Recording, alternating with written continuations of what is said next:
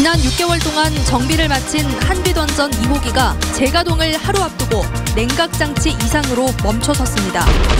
가혹한 노동에 시달리는 수도검침원에 이어 오늘은 집배원들의 노동 실태를 점검합니다. 2년 전 한 집배원이 힘든 노동을 견디지 못하고 목숨을 끊었지만 이후에도 여건은 나아지지가 않았습니다. 상업지역에 고층 아파트가 들어서는 걸 막겠다던 광주시가 돌연 태도를 바꿨습니다. 광주시와 건설업계의 면담이 열린 뒤 빚어진 일입니다. 손혜원 의원에게 목포 적산가옥을 소개시켜준 여성이 자신과 친인척 명의로 여러 필지의 건물을 매입한 것으로 알려졌습니다. 여러분 안녕하십니까? 광주 MBC 뉴스데스크입니다. 6개월 동안 예방 정비를 했던 한빛원전 2호기가 재가동을 준비하던 중에 오늘 갑자기 멈춰섰습니다. 지난 6개월 동안 뭘 했던 건지 묻지 않을 수 없습니다. 우종훈 기자가 보도합니다. 한빛 2호기가 갑자기 멈춰선 것은 오늘 낮 12시 23분쯤입니다. 지난 7월부터 6달 동안 정비 작업을 마치고 운행을 해도 좋다는 원자력안전위원회 승인 아래 출력을 높이던 중이었습니다.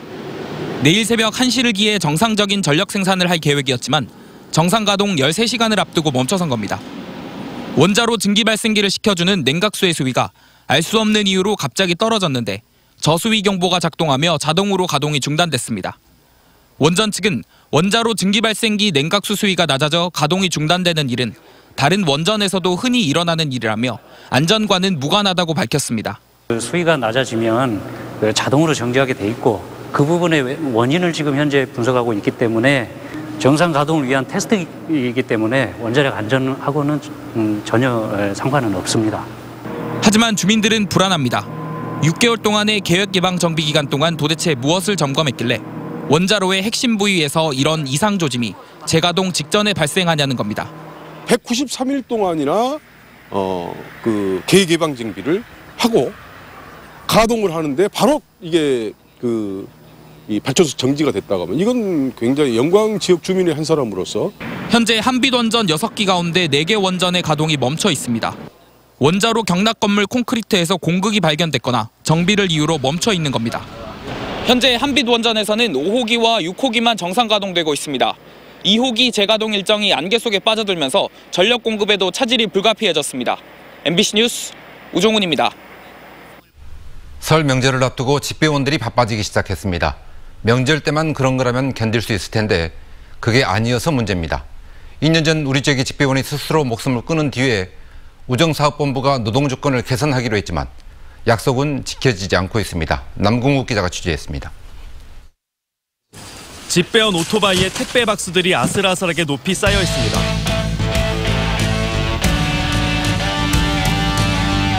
넘어지지 않을까 위태로워 보이지만 오늘 안에 택배를 다 배달하려면 어쩔 수 없습니다. 이렇게 싣지 않으면 이동거리가 있으니까 너무 오래 걸리니까 한번 이동할 때 많이 싣고 가야 돼요. 다음 주면 설 명절이 시작되는데요. 이럴 때는 전국에서 몰려든 택배로 집배원들의 업무는 더욱 가중됩니다. 이제 해가 져가지고 개인용 핸드폰으로 불을 비춰가면서 주소 찾아서 그렇게 배달을 하고 2017년 집배원의 연간 노동시간은 2,745시간으로 한국 임금 노동자들의 평균 노동시간인 2,052시간보다 훨씬 길고 OECD 회원국 평균인 1,763시간보다는 무려 1,000시간이 깁니다.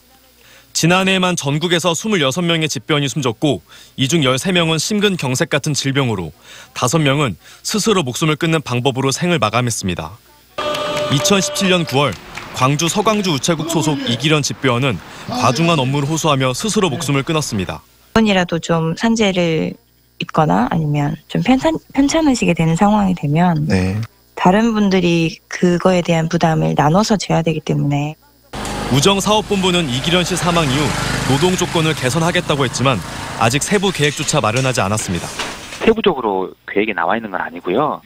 이게 이제 아무래도 공무원 증원이다 보니까 행안부하고 정원 협의도 해야 되고 지금 집배원들은 인력 충원만이 지금의 가혹한 노동 환경을 개선할 수 있다고 호소했습니다. OECD 노동자들의 총 근로시간 1년 근로시간이 1,800여 시간에 비하면 1,000시간 이상을 집배원들이 더 많이 하고 있는 겁니다. 이런 장시간 동안 중노동을 할 수밖에 없는 구조는 인력이 절대적으로 부족하기 때문에 이렇게 할 수밖에 없거든요. 두렵다. 이 아픈 몸 이끌고 출근하라네. 이 말을 남기고 이기련 집배원이 세상을 떠난 지 1년 하고도 넉 달. 오늘도 집배원들은 아픈 몸을 이끌고 출근하고 있습니다. MBC 뉴스 남궁욱입니다. 주상복합이란 이름으로 사실상의 아파트들이 상업지역에 들어서고 있습니다. 이걸 막겠다고 광주시가 조례 개정을 추진하다가 슬그머니 발을 빼려 하고 있습니다. 시민단체들은 건설업계를 만난 뒤에 광주시 입장이 180도 바뀌었다며 반발하고 있습니다. 김민정 기자가 보도합니다. 광주의 상업지구에 우후죽순 들어서고 있는 초고층 주상복합 건물들입니다. 상업지구 안에 아파트가 들어서는 걸 막기 위해 비주거시설을 반드시 넣게 돼 있지만 오피스텔로 이 면적이 채워져 있습니다. 사실상 주거용인 오피스텔을 비주거시설로 인정하고 있어서입니다. 그런데 이를 규제하겠다며 칼을 빼들었던 광주시가 조례 개정안을 만들었다 최근 급히 변경했습니다. 조례 개정안의 핵심 내용이 오피스텔을 이제는 주거시설로 인정하는 것이었지만 다시 비주거시설로 인정해주도록 해당 항목이 사라졌습니다. 비주거 의무 시설을 지금 다 오피스텔로 결국 또 채울 것이기 때문에 현재 후퇴한 조례안은 그러면 상업 지역에 100% 주거 목적인 초고층 아파트가 계속 난립되는 그런 양상이 지속된다는 것입니다. 계기는 지난해 11월 있었던 단 한 차례 광주시와 건설업계의 면담이었습니다.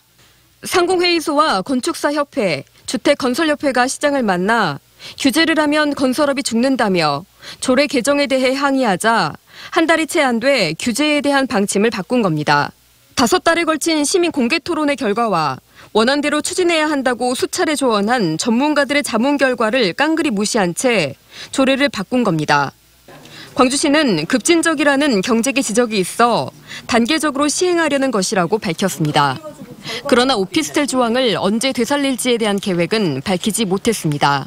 입법회고 후에 의견을 쭉 들어본 결과 의견 타당성이 있다고 인정이 돼서 그것을 단계적으로 좀 시기를 두고 1단계 하고 나서 좀 지켜보고 하겠다. 광주시는 상업지역 비주거시설 의무 면적 비율을 높이는 것만으로도 다른 지자체보다 앞선 조례라며 반쪽이 된 도시계획 조례 개정안을 내일 심의한다는 계획입니다. MBC 뉴스 김민정입니다.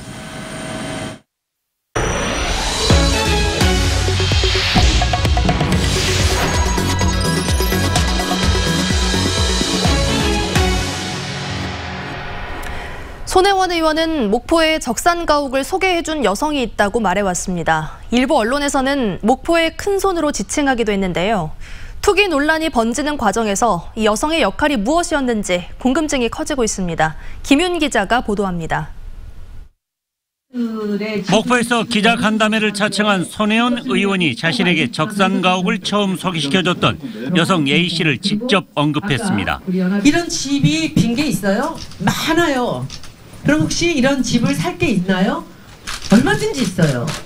해서 그분이 저한테 소개를 해준 게 지금 소영이 새 집입니다. 하지만 조카 손소영 씨는 이 여성에게 집을 소개받는 과정에서 미심쩍은 부분이 있었다고 밝혔습니다. 막상 서류를 하다 보니 그분이 자기가 이걸 사서 있었다고 했지만 등기를 봤을 때 주인이 아니었더라고요. 그러니까 약간 손 의원은 이후 또 다른 빈집들을 소개시켜달라고 요청했지만 빈집이 더 이상 없다는 말만 돌아왔고 오히려 A씨가 동네 빈집을 사들였다고 주장했습니다. 목포시가 현재까지 확인해 밝힌 것만 본인과 남편, 동생 등의 이름으로 근대 역사문화공간의 8필지입니다. 하지만 A씨 일가족과 친인척 명의로 매입한 건물들이 훨씬 더 많은 것으로 알려지고 있습니다. 모함이라기보다는 여러 가지 정황으로 봐서 그분이 뭔가 좀 역할을 하지 않으셨을까라는 합리적인 의심을 하는 중입니다. 아직 목포 근대 역사문화공간에 빈집을 여러 채 사들인 이 여성의 매입 동기와 매입 규모, 손혜원과 연락을 끊은 이유 등에 대해 궁금증이 커지고 있습니다. MBC 뉴스 김윤입니다. 국가보훈처가 내란죄 등으로 형이 확정된 사람은 사면 복권되더라도 국립묘지 안장에서 배제된다고 밝혀 전두환 씨 국립묘지 안장 여부가 다시 주목받고 있습니다. 국가보훈처는 천정배 의원의 서면 질의에 이같이 답변한 뒤 사면 복권의 효력에 대한 논란이 있어 법률로 명확히 규정하는 것이 필요하다는 입장을 아울러 밝혔습니다. 하지만 보훈처는 이는 일반적인 경우일 뿐 전두환 씨처럼 전직 대통령인 경우에는 국립묘지 안장법이 아닌 국가장법에 따라 국무회의에서 국립묘지 안장 여부를 결정하기 때문에 국가보훈처 소관이 아니라고 선을 그었습니다. 양승태 전 대법원장이 오늘 새벽 구속된 것과 관련해 광주 지역 시민사회단체들이 사법적폐 청산을 위한 후속 조치를 촉구했습니다. 사법적폐 청산 광주 공동행동 등 지역 시민단체들은 오늘 광주지법 앞에서 기자회견을 갖고 양승태 전 대법원장 구속을 환영한다며 국회는 특별재판부를 구성해서 사법적폐를 청산해야 한다고 강조했습니다.